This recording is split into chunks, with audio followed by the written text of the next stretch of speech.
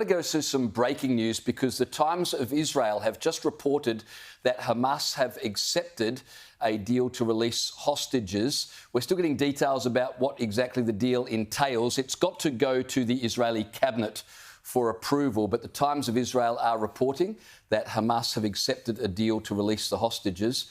And as I said, the Israeli cabinet will need to agree to that. But that's very good news, Caleb.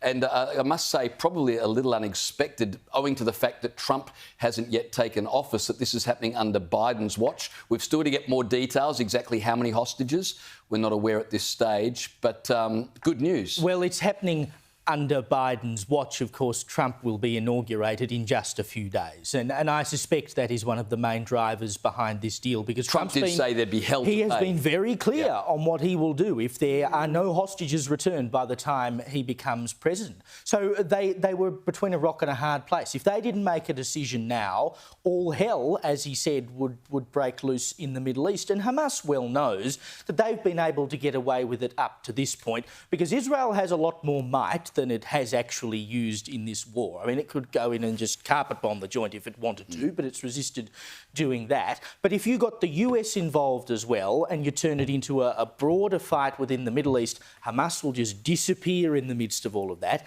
and that is the last thing they want. So their arm has finally been twisted to come through with what we hope will be a good deal when we finally see the details. Yeah, Liz, surprised, or you expected this owing to the fact Trump would put the pressure on? Yeah, nobody thinks that Trump is joking.